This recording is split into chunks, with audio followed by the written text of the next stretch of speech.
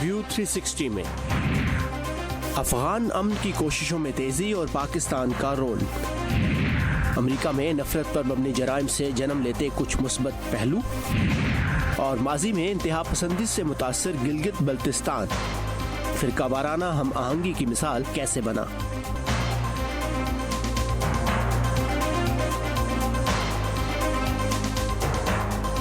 Voice of America के Washington studio में खुशामदीद। Programme view 360 के साथ मैं हूं साकिबुल इस्लाम।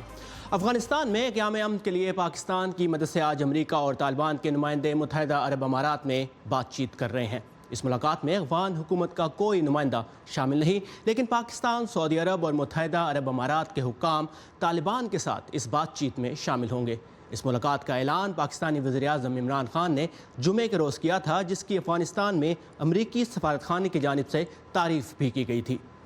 और दुबई में होने वाली बातचीत के हवाले से पाकिस्तान के दफ्तर ख़ारजा की तरफ से ट्विटर पर एक पैगाम में कहा गया है कि पाकिस्तान आलमी बरादरी के ताउन से अफगानिस्तान में मुफाहमत और अमन के क़याम के लिए पुरज़म है, और पाकिस्तान उम्मीद करता है कि ये खून खराबा ख़त्म होगा और ख़ित्ते में अमन कायम होगा।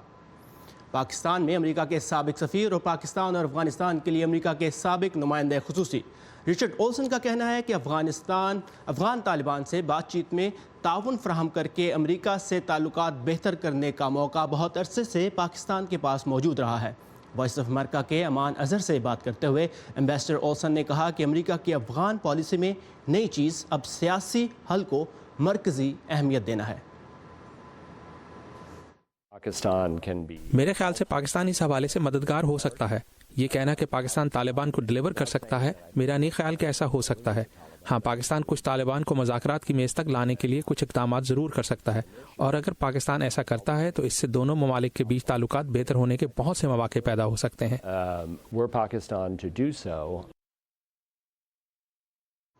और ये पाकिस्तान और अफगानिस्तान के लिए अमेरिका के मौजूदा नुमाइंदे खुसूसी ज़ल्मे खलीलज़ाद और अफगान तालिबान के नुमाइंदों के दरमियान तीसरी मुलाकात है।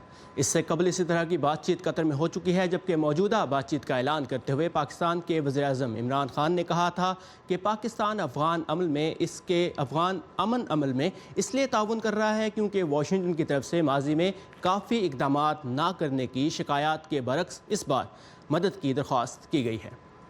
इस बारे में मज़ीद बात करेंगे पेशावर में सीनियर सहाफ़ी मुश्ताक यूसुफ़ज़ई से, जो हमारे साथ बज़रिया स्काइप मौजूद हैं। मुश्ताक साहब, आपको मेरी आवाज़ आ रही है? जी, मुश्ताक साहब इस वक्त हमारे साथ नहीं है, कुछ टेक्निकल डिफ़िकल्टी है। प्रोग्राम को हम आगे बढ़ाते हैं और बात करेंगे कि पाकिस्तान में अमेरिका के साबिक सफ़ीर रिचर्ड ओल्सन से जो हमारा इंटरव्यू हुआ अमान अजहर ने, उन्होंने उसमें ये भी कहा कि अमेरिका की जनूबी एशिया पॉलिसी में अफ़गान मसले के सियासी हल को मरकज़ी हैसियत मिलने की वजह से पाकिस्तान की अहमियत बढ़ गई है। वहीं उन्होंने ये भी कहा था कि चीन के साथ पाकिस्तान के दोस्ताना ताल्लुकात पाक अमेरिका ताल्लुकात के लिए मसाइल खड़े कर सकते हैं। आइए सुनते हैं उनका क्या कहना था। चीनी सदर शी जिनपिंग तवील अरसे से अफ्रीकी रहनुमाओं के साथ अच्छे ताल्लुकात बनाने की कोशिश करते रहे हैं, जैसे सितंबर में होने वाला चीन अफ्रीका फोरम। चीन की मदद से चलने वाले इंफ्रास्ट्रक्चर प्रोजेक्ट्स का अफ्रीका भर में इजाफा हो रहा है। अमरीकी इंतजामिया ने वाशिंगटन में कायम एक कदामत पसंद थिंक टैंक हेरिटेज फाउंडेशन में अफ्रीका के लिए अपनी नई हिकमत अमली को लॉन्च किया। हुकाम का कहना है कि इसका मकसद चीन की बढ़ती हुई ताकत का मुकाबला करना और वसाइल से मालामाल इस खित्ते में रूसी असर रसूख से निमटना है। चीन और रूस की लूटमार पर मबनी सरगर्मियों से अफ्रीका की मुआशी तरक्की पर मनफी असर पड़ रहा है। इससे अफ्रीकी मुल्कों की मालियाती खुद मुख्तारी को खतरे का सामना है। अमरीकी सरमायाकारी के लिए मौक़ों में कमी आई है और अमरीकी फौजी ऑपरेशंस में मदाखलत के साथ साथ अमरीकी कौमी सलामती के मफादात को खासे खतरे का सामना हुआ है। National security adviser John Bolton का कहना है कि हिकमत अमली का मकसद तिजारत और कमर्शियल ताल्लुकात को बढ़ाना, दहशत गर्दी के खतरे से निमटना और अमरीकी इमदाद के एहतिसाब को यकीनी बनाना है। हम खुश हैं कि आखिरकार अमरीकियों के पास एक हिकमत अमली है जो अफ्रीका के लिए बामकसद है। नई हिकमत अमली ट्रंप इंतजामिया की खारजा पॉलिसी के मुताबिक है, जिसमें चीन का मुसाबिकत साजी में एक अहम किरदार समझा जाता है। तजियाकार हम और वो हिकमत अमली के तौर पर इसे मनफी ख्याल करते हैं। इनमें बाएं बाजू की तरफ रुझान रखने वाले माइक फोक्स भी शामिल हैं। होना ये चाहिए कि अफ्रीका में मुख्तलिफ मुल्कों के साथ ऐसे शराकत दारी की जाए जो हमारे मुफादात पर मुबनी हो, کہ ہم مشترکہ مقاصد کے حصول کے لیے کس طرح مل کر کام کر سکتے ہیں۔ یہ چین اور امریکہ کی کوئی لڑائی نہیں، لیکن یہ بیان کرنے سے اسی طرح معلوم ہوتا ہے اور مختلف لوگوں اور لیڈرز میں ناپسندیدگی پیدا ہو سکتی ہے۔ قومی سلامتی کے مشیر جان بولٹن نے خبردار کیا ہے کہ امریکہ اقوام متحدہ کے امن مشن کے لیے بھی اپنی امداد کا ازسرنو جائزہ لے گا۔ امریکہ ان ملکوں کے لیے بھی اپنی امداد کا ازسرنو تعین کرے گا جن کا خیال ہے کہ ان کا احتساب نہیں ہو سکتا۔ بولٹن نے اس سلسلے میں جنوبی سوڈان کا حوالہ دیتے ہوئے اشارہ دیا کہ ممکن ہے کہ جنگ سے تباہ حال اس ملک کے لیے تمام امداد جلد بحال کر دی جائے۔ پیسی بداکسوارا کی رپورٹ کے ساتھ نیلوفر مغل، وائس آف امریکہ۔ دنیا بھر میں چین کے بڑھتے ہوئے اثر و رسوخ کے بارے میں ٹرمپ نظام کی نئی پالیسی کے بارے میں آپ رپورٹ دیکھ رہے تھے۔ اب بات کرتے ہیں سعودی عرب کی، جس نے یمن میں سعودی عرب کی جانب سے لڑی جانے والی جنگ کے لیے امریکی تعاون کے خاتمے اور سعودی ولی عہد شہزادہ محمد بن سلمان کو صحافی جمال خشوگی کے قتل کا ذمہ دار ٹھہرانے کی امریکی سینٹ کی قراردادوں کی مذمت کی ہے۔ اسد اللہ خالد ہمارے ساتھ ہیں تفصیلات کے ساتھ۔ اسد، بتائیے گا کہ سعودی عرب کا کیا کہنا ہے اس قرارداد کے بارے میں؟ کافی ٹف سٹانس لیا ہے ثاقب، جب ہم دیکھتے ہیں سعودی وزارت خارجہ کی جانب سے جو سٹیٹمنٹ ایشو ہوا ہے، خاص طور پہ ان 2 قراردادوں کے بعد، جس میں ایک قرارداد میں یمن میں جو فوجی سپورٹ ہے امریکہ کی طرف سے اس میں پابندی لگانے کا کہا گیا ہے، انلیس کہ وہ لوگ جو ہے القاعدہ کے لیے فائٹ کر رہے ہو، یہ سپورٹ جو ہے القاعدہ کی فائٹ میں مدد دے رہی ہو، تو تب اس کو روکا جا سکتا ہے یا تب اس کو جاری رکھا جا سکتا ہے۔ On the other side Jamal Khashoggi کا جو قتل تھا اس حوالے سے سعودی ولی عہد کو ڈائریکٹلی ذمہ دار ٹھہرایا گیا ہے، تو اس پہ جو پالیسی سٹیٹمنٹ آیا ہے وزارت خارجہ کی جانب سے سعودی عرب کی، اس میں کافی حد تک ایک تو سعودی فرمانروا جو ہیں، جو ولی عہد ہیں یا جو شاہی خاندان ہے، اس کے بارے میں کہا گیا ہے کہ جو رولرز کے بارے میں کسی قسم کی کوئی گستاخی برداشت نہیں کی جائے گی، کوئی بھی سٹیٹمنٹ ایسی برداشت نہیں کی جائے گی، اور اس کے علاوہ ایک تو اس کو جھوٹ پہ مبنی کہا گیا ہے جو پوری قرارداد جو منظور ہوئی ہے، اور اس کے بعد سب سے بڑھ کے اس کے حوالے سے انٹرنل جو معاملات ہیں سعودی عرب کے اس میں مداخلت کا اس کو جو ہے وہ کنیکٹیوٹی دی گئی ہے basically. On the other side اگر ہم دیکھتے ہیں تو ماہرین جو اس پوری قرارداد پہ کہتے ہیں کوئی بہت ریلیونس نہیں رہے گی، اس کی ایک علامتی قرارداد ہے، ایون دو کہ اگر ہم اوور آل دیکھتے ہیں تو سینٹ میں تقریباً 41 لوگ جو تھے وہ اس کے اگینسٹ تھے اور 56 ووٹوں سے یہ پاس ہوئی تھی قرارداد، جس میں کافی حد تک صدر ٹرمپ کی جو ریپبلکن پارٹی ہے، ریپبلکن ممبرز جو ہیں انہوں نے بھی کافی حد تک جو ہے اس میں پارٹیسپیٹ کیا تھا، جس کی وجہ سے ہم نے دیکھا کہ 56 جو ہیں وہ ٹوٹل ممبرز اس کی سپورٹ میں ہمیں نظر آئے۔ اسد اللہ خالد ہمارے ساتھ تھے کیپٹل ہل سے۔ Thank you Asad for these updates. اور پاکستان کے بارے میں اہم خبروں کے لیے آئیے ہماری ویب سائٹ urduvoa.com پر، جہاں پر آج آپ سال 2018 میں پاکستان کرکٹ ٹیم کی کامیابیوں اور ناکامیوں کے بارے میں ایک فیچر رپورٹ سال 2018 میں کیا کھویا اور کیا پایا کے نام سے پڑھ سکتے ہیں۔ اب بات کرتے ہیں امریکہ کی، جہاں مختلف امریکی تھنک ٹینکس اور سول رائٹس گروپس کی رپورٹس کے مطابق حالیہ برسوں میں امریکہ میں نفرت پر مبنی جرائم میں اضافہ دیکھا گیا ہے۔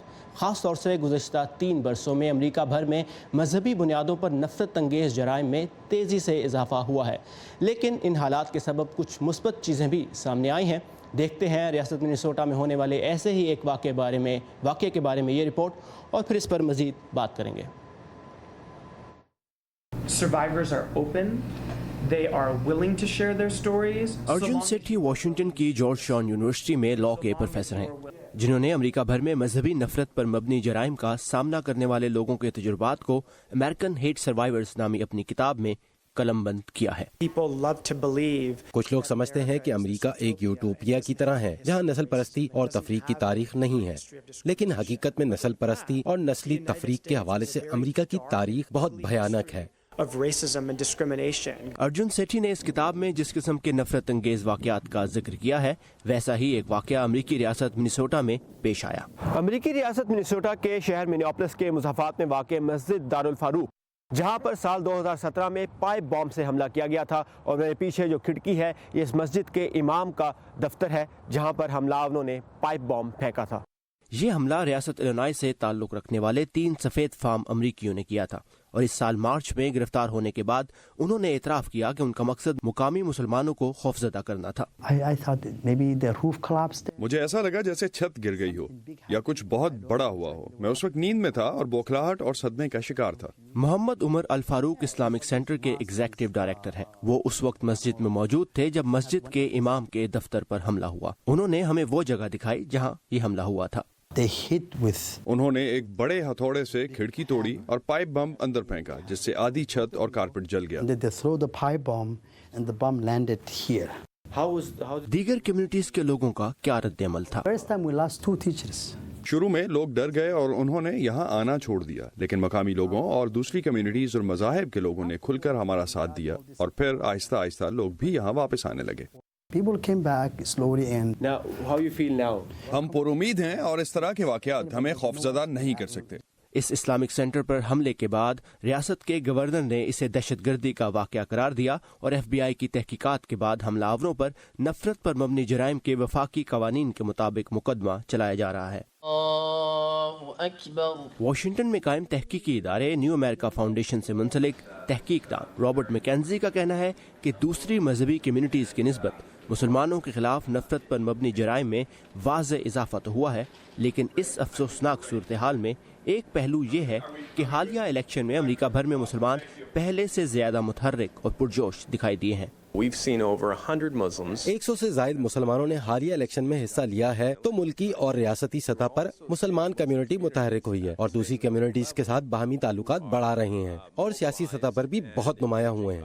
منیاپولس شہر کے مقامی مسلمان الفاروق اسلامک سینٹر کے امام اور ایگزیکٹو ڈائریکٹر محمد عمر بھی اس پہلو کو خوشائند سمجھتے ہیں. کسی شخص یا اس کی ملکیت کے خلاف ایسا عمل جو اس کے رنگ، نسل، مذہب، معذوری یا جنسی شناخت کے باعث متعصبانہ رویے کے باعث ہو ہیٹ کرائم یا نفرت پر مبنی جرم کہلاتا ہے.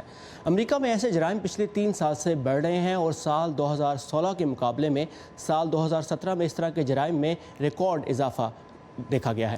امریکہ میں نفرت پر مبنی جرائم کے بارے میں بات کریں گے اسلامک سرکل آف نارتھ امریکہ کے سابق صدر ڈاکٹر زاہد بخاری سے، جو میریلینڈ سے ہمارے ساتھ ہیں. ڈاکٹر بخاری، یہ مسئلہ صرف مسلمانوں کو ہی نہیں بلکہ امریکہ میں بسنے والی دیگر مذہبی اقلیتوں کو بھی درپیش ہے. کیا وجہ ہے اس میں ایک اچانک اضافے کی؟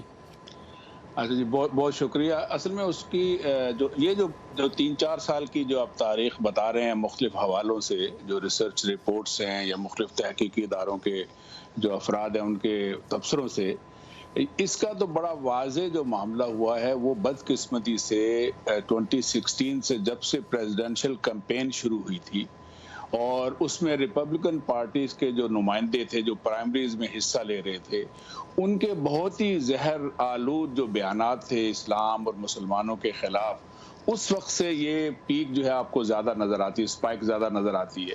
یہ بدقسمتی پہلے سپٹمبر 11 کے بعد بھی یہ کچھ عرصہ اس طرح کا معاملہ رہا تھا، لیکن اب حالیہ جو یہ لہر آپ کو نظر آئی ہے تو یہ بات بالکل صحیح، نہ صرف مسلمانوں کے خلاف بلکہ بلیکس کے خلاف، بلکہ جوش کے خلاف، بلکہ امیگرینٹس کے خلاف، تو ان سارے طبقات کے خلاف یہ لہر ہے. چونکہ بدقسمتی سے ریپبلکن پارٹی اور پھر موجودہ ہمارے جو صدر ہیں ٹرمپ صاحب، انہوں نے ان نظریات کو پورا اجاگر کیا کہ امریکہ پہلے ہے تو ہم امیگرینٹ کے خلاف ہیں، ہم اسائلم سیکر کے خلاف ہیں. لیکن اگر یہ دیکھیں تو اس میں مذہبی عنصر جو ہے بہت کم ہے. اگر ہم جو لیٹسٹ ہمارے پاس ڈیٹا ہے وہ 2016 کا ہے، 17 کا ہے، 18 کا ڈیٹا ابھی تک آیا نہیں. اس میں جو نفرت پر مبنی جرائم ہیں ان میں زیادہ تر نسلی عنصر زیادہ پایا گیا ہے، نسلی تعصب کے باعث. تو کیا امریکہ واپس نسلی تفریق کی طرف جا رہا ہے جس سے نمٹ کر اب تک یہاں پہنچا ہے امریکہ؟ واپس نہیں میں کہوں گا، اصل میں یہ ایک اتار چڑھاؤ کی تاریخ ہے پوری. یہ مختلف ادوار آتے ہیں جس میں جب اس پہ امیگرینٹس کے خلاف شروع ہو جاتا ہے. ایک زمانے میں اگر آپ تاریخی طور پہ دیکھیں تو کیتھولکس کے خلاف، جوش کے خلاف، یہ یہاں نیو یارک میں کیتھولک اور جوش کے جو ہے وہ یہاں پہ فسادات ہوتے رہے. پھر امیگرینٹس کے خلاف رہا، ایک عرصے تک ایشیائی امیگرینٹس کو اجازت نہیں تھی، پھر ان کو اجازت ہوئی. یہاں جاپنیز امریکن کو بھی پکڑ کے دوسری جنگ عظیم میں انہوں نے کیمپوں میں ڈال دیا، 1,20,000 کو. جرمن امریکنز کو ڈالا گیا. اقلیتوں کے خلاف یہ اس طرح کے ہوتا رہا ہے، تو کیا اقلیتیں کچھ مل کر کام کر رہی ہیں؟ اگر کر رہی ہیں تو کیا کرنے کی ضرورت ہے؟ جی، اس کا خوش آئند پہلو وہی ہے کہ ہر اقلیت جو ہے وہ یہاں، جیسے ہم مسلمانوں کے بارے میں آج کل کہتے ہیں کہ وہ نائٹ ڈریمز اور سویٹ نائٹ یہ جو نائٹ میئرز اور سویٹ ڈریمز کے ساتھ ساتھ رہتے ہیں کہ انہیں خوفناک حالات کا بھی سامنا پیش کرنا پڑتا ہے اور بہت ہی ایک پازیٹیو امیج بھی ہوتا ہے. ان حالات میں اور جو اقلیتیں ہیں چاہے وہ مذہبی ہوں یا نسلی ہوں یا ایتھنک ہوں وہ آرگنائز بھی ہوتی ہیں, پھر وہ سوسائٹی میں اس کے ویلفیئر میں حصہ بھی لیتی ہیں اور آپس میں بھی کام بڑھ جاتا ہے. چنانچہ مسلمان بھی اس وقت وہ سوشل ویلفیئر میں زیادہ ہیں, وہ انٹرفیتھ ڈائلاگ میں زیادہ ہیں, پولیٹیکلی زیادہ آرگنائز ہو رہے ہیں. ابھی کل ہی میں شکاگو میں تھا. جی زاہد بخاری صاحب, وقت کی کمی کے باعث میں آپ سے شکریہ کہنا پڑے گا. بہت شکریہ, آپ نے ہمیں وقت دیا. پروگرام کو آگے بڑھاتے ہیں اور پاکستان اور افغانستان کے لیے امریکہ کے موجودہ نمائندہ خصوصی زلمے خلیل زاد, جن کی اس وقت افغان طالبان کے نمائندوں کے ساتھ ملاقات جاری ہے دبئی میں, اس پہ بارے میں مزید بات کرنے کے لیے ہمارے ساتھ پشاور سے صحافی, سینئر صحافی مشتاق یوسف زئی موجود ہیں. مشتاق صاحب, یہ بتائیے کہ ایمبیسڈر رچرڈ اولسن کی رائے میں پاکستان کا طالبان کو امریکہ کے ساتھ مذاکرات کی میز تک لے آنا پاک امریکہ تعلقات میں بہتری کا ایک موقع ہوگا. اب پاکستان افغان طالبان کو مذاکرات کی میز تک لے آیا ہے, کیا توقع ہے آپ کو ان ملاقاتوں سے؟ اصل میں اگر آپ دیکھیں تو یہ جو ابھی ریسنٹلی عمران خان نے اعلان کیا ہے کہ امریکہ نے ہم سے ریکویسٹ کی ہے کہ وہ افغان طالبان کو مذاکرات کی میز پہ لے آئے, تو آپ کو شاید یاد ہوگا کہ اس سے پہلے بھی افغان طالبان اور امریکہ کے درمیان 2 ملاقاتیں ہو چکی ہیں قطر میں, اور اگرچہ ان میں انہوں نے کچھ باضابطہ فیصلے نہیں کیے, لیکن یہ تھا کہ 3 دن تک افغان طالبان اور امریکی وفد قطر میں ملتا رہا, ان کو جو ڈیمانڈز تھے ایک دوسرے کے ساتھ انہوں نے شیئر کیے. اب ریسنٹلی یہ ایک بڑی ڈیولپمنٹ ہے کہ آج جو یو اے ای میں میٹنگ ہو رہی ہے تو اس میں افغان طالبان اور امریکہ کے علاوہ سعودی عرب اور یو اے ای کے بھی نمائندے شامل ہو رہے ہیں. تو یہ میرے خیال میں بڑی ڈیولپمنٹ ہے, لیکن سردست یہ توقع کرنا کہ یہ معاملہ بہت جلد حل ہو جائے گا یا پاکستان کا واقعی افغان طالبان کے اوپر بہت بڑا اثر ہے, میرے خیال میں اس طرح نہیں ہے. اور ایک اس کا ابھی دیکھیں کہ جو خلیج میں اس وقت اختلافات ہیں قطر, سعودی عرب اور یو اے ای کے, تو کھل کے سامنے آئے, کیونکہ قطر وہ ملک تھا جس نے طالبان کو اپنی سرزمین پر دفتر کھولنے کا موقع دیا تھا, اگرچہ افغان گورنمنٹ اس پہ کافی ناراض تھی. بالکل, اور قطر میں 2 ملاقاتیں پہلے بھی ہو چکی ہیں زلمے خلیل زاد کی افغان طالبان کے نمائندوں سے. تو اب تک جو اشارے ملے ہیں, کیا آپ کے خیال میں ان مذاکرات سے کوئی بہتری کی امید کی جا سکتی ہے افغان امن کے عمل میں؟ اصل میں امریکہ چاہتا ہے کہ پاکستان کا جتنا بھی اثر رسوخ ہے, سعودی عرب کا جتنا اثر رسوخ ہے افغان طالبان کے اوپر, کیونکہ اس وقت جو ملاقاتیں ہو چکی ہیں افغان طالبان اور امریکہ کے درمیان, تو دونوں کے شرائط بڑے سخت ہیں. افغان طالبان چاہتے ہیں کہ امریکہ افغانستان سے نکل جائے, ان کے جتنے قیدی ہیں وہ رہا ہو جائے, اور جو بلیک لسٹ میں ان کے رہنماؤں کے نام ہے وہ ان سے نکالا جائے تاکہ وہ موومنٹ کر سکے. جبکہ امریکہ چاہتا ہے کہ افغان طالبان 6 مہینے کے لیے جنگ بندی کا اعلان کرے, اور وہ جو وہاں پہ فارن فائٹرز ہیں وہ ڈسون کرے, القاعدہ اور باقی جو سعودی عرب, U A E, Kuwait, Syria, یمن کے جتنے لوگ ہیں وہ افغانستان سے نکل جائے. جبکہ افغان طالبان اب تک جو ہے انسسٹ کر رہی ہے کہ نہیں, وہ اس طرح نہیں کریں گے. تو امریکہ چاہتا ہے, جو معلومات آ رہی ہے پاکستان سے انہیں درخواست کی ہے کہ چونکہ پاکستان کی مالی حالت اس وقت کافی خراب ہے, تو امریکہ نے پاکستان کو آفر دی ہے کہ امریکہ کوشش کرے گا کہ آئی ایم ایف سے بالکل مشتاق صاحب, اور اس پورے عمل میں ایک جو اہم نقطہ وہ یہ ہے پاکستان اور چین کے تعلقات. جیسا کہ ہم نے بھی بات کی کہ پاکستان میں امریکہ کے سابق سفیر رچرڈ اولسن نے یہ بھی کہا ہے کہ امریکہ کی جنوبی ایشیا پالیسی میں افغان مسئلے کے سیاسی حل کو مرکزی حیثیت ملنے کی وجہ سے پاکستان کی اہمیت تو بڑھ گئی ہے, لیکن چین کے ساتھ پاکستان کے دوستانہ تعلقات پاک امریکہ تعلقات کے لیے مسائل کھڑے کر سکتے ہیں. انہوں نے کیا کہا, آئیے سنتے ہیں. What I think is new at the level of international relations. Pakistan کی چین سے بڑھتی ہوئی قربت پاکستان کے امریکہ سے تعلقات میں تبدیلی کا سبب بن سکتی ہے. مستقبل میں چین سمیت دوسری بڑی عالمی طاقتوں سے ٹکراؤ امریکہ کی قومی سلامتی پالیسی کا ایک اہم پہلو ہے, اور پاکستان کے چین کے ساتھ تعلقات اس کے امریکہ کے ساتھ تعلقات پر اثر انداز ہوں گے. تو یہ بھی ایک اہم نقطہ ہے کہ پاک چین تعلقات, پاک امریکہ اور پاکستان اور افغانستان کے درمیان جو بات چیت ہے اس پر اثر انداز ہو رہے ہیں. مشتاق یوسف زئی ہمارے ساتھ پشاور سے, thank you so much for your time. اور گلگت بلتستان, جہاں سال 1988 سے 2004 کے درمیان شیعہ سنی فرقہ وارانہ کشیدگی کی پریشان کن صورتحال کے باعث حالات انتہائی خراب تھے. لیکن اس کے باوجود شیعہ اور سنی رہنماؤں نے فرقہ واریت کے سامنے ہتھیار نہیں ڈالے اور باہمی اتحاد کے لیے کوششیں جاری رکھیں، اور آج ان کی کوششیں رنگ لا چکی ہیں اور گلگت بلتستان کو آج فرقہ وارانہ ہم آہنگی کی ایک حوصلہ افزا مثال کے طور پر پیش کیا جا سکتا ہے۔ مزید جانتے ہیں گلگت سے اس رپورٹ میں۔ فلک بوز پہاڑوں، گنگناتے دریاؤں اور دلکش سبززاروں کی سرزمین گلگت بلتستان، یہ پاکستان کا وہ علاقہ ہے جس کی سرحد ایک طرف عوامی جمہوریہ چین اور دوسری طرف بھارت سے ملتی ہے۔ گلگت پاکستان کے جنت نظیر شمالی علاقوں کا مرکزی شہر ہے۔ کچھ سال پہلے فرقہ وارانہ تشدد نے اس علاقے کے امن اور سیاحت کو خطرے میں ڈال دیا تھا۔ امن کے بجائے آہستہ آہستہ آہستہ بدامنی پھیلتی گئی یہاں تک کہ تقریباً 1000 آدمی شہید ہوئے دونوں طرف کے، اہل تشیع اور اہل سنت کے۔ خون خرابے کے واقعات اور کشیدگی کے ایک تناؤ بھرے ماحول کو مقامی افراد نے تبدیل کرنے کا ذمہ لیا۔ اس کوشش میں مقامی عمائدین، عام لوگ اور حکومتی اہلکار سب کی کوششیں شامل تھیں۔ اے دوست، نفرتوں کے مراکز جلا کے دیکھ، ایک بار اپنے دل میں محبت بسا کے دیکھ، حربے یہ نفرتوں کے بہت آزما لی ہے، نسخہ یہ پیار کا بھی کبھی آزما کے دیکھ۔ مقامی افراد کا کہنا ہے کہ ایک دوسرے کو برداشت کرنے اور ایک دوسرے کے لیے رواداری کا ماحول پیدا کرنے کا تجربہ نہ صرف کامیاب رہا بلکہ یہ ایک ایسا تجربہ تھا جو پاکستان کے دیگر شہروں میں بھی دہرایا جا سکتا ہے۔ کمیونٹی پولیسنگ کے ذریعے شیعہ سنی محلوں کے عمائدین کو ہم نے ملانا سٹارٹ کیا، ان کی آپس میں ہم نے گیدرنگ کروائی، گیٹ ٹوگیدر کروایا، تو بہت زیادہ ہم نے کام کیا کمیونٹی پولیسنگ پہ، جس کا ہمیں ریزلٹ ملا۔ مقامی افراد بھی صورتحال کی کشیدگی سے تنگ تھے۔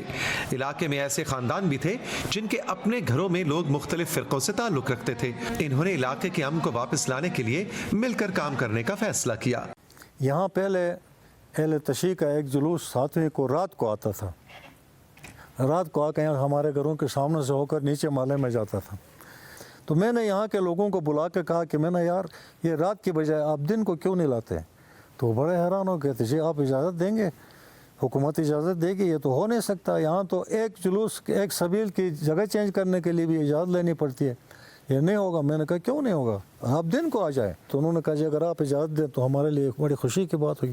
تو دن کو کرانے کے بعد ایک پھر ہم نے یہ بھی کیا جی کہ ہم اپنے گھروں میں بیٹھنے کی بجائے سامنے چوک میں جا کے کھڑے ہوتے ہیں، آگے سے جلوس آتا ہے، ان کا استقبال کرتے ہیں۔ مقامی شاعروں اور ادیبوں نے اپنے قلم سے حکومتی مشینری اور سیاسی قیادت کو مذہبی بھائی چارہ قائم کرنے میں مدد فراہم کی۔ یہاں شعراء کرام کا خالی میرا اکیلا کا کردار نہیں ہے، یہاں بہت سارے لوگ ہیں جن کا امن کے لیے بہت اچھا کردار ہے۔ یہاں کچھ بھی ہو امن کے لیے وہ ایک جگہ میں جمع ہو کر جو ہے بلا تخصیص آپس میں بات کر لیتے ہیں۔ مقامی افراد کے مطابق گزشتہ 8-10 برس میں اب علاقے میں محرم کے جلوسوں کے دوران امن و امان کی کوئی ناخوشگوار صورتحال پیدا نہیں ہوئی۔ لوگ امن اور صلح جوئی سے دوسرے مسلک کے مذہبی شعائر کا احترام کرتے ہیں۔ میں خود کھڑا ہوا ہوں اس کے دروازے پہ، جامع مسجد اہل سنت پہ، وہاں انہوں نے دروازے کھولے ہمارے لیے کہ آپ جا کے وضو کر سکتے ہیں، پانی پی سکتے ہیں۔ پہلے تو کیا تھا، وہاں کرفیو کا سماں ہوتا تھا۔ اس ماحول کی وجہ سے، اس کی وجہ سے آپ کی قربانی، ہماری قربانی کی محنت کی وجہ سے آج ایسا گلگت بلتستان میں آپ کو اپنے آنکھوں سے دیکھا ہوا ماحول آپ دیکھ رہے ہیں۔ گلگت بلتستان میں مسلکی اتحاد قائم کرنے کے اس کامیاب تجربے کے بعد اب علاقے میں محرم کا مہینہ خوف سے آزاد ہو گیا ہے اور پرامن بقائے باہمی کی فضا اس حسین وادی سے نکل کر سب کو امن کا پیغام دے رہی ہے۔ یہ تھا آج کا ویو 360۔ فیڈ بیک کے لیے آئیے facebook.com/VOA اردو کے پیج پر، اور تازہ ترین خبروں کے لیے ہماری ویب سائٹ urduvoa.com۔ ثاقب الاسلام کو اجازت دیجیے، اللہ حافظ۔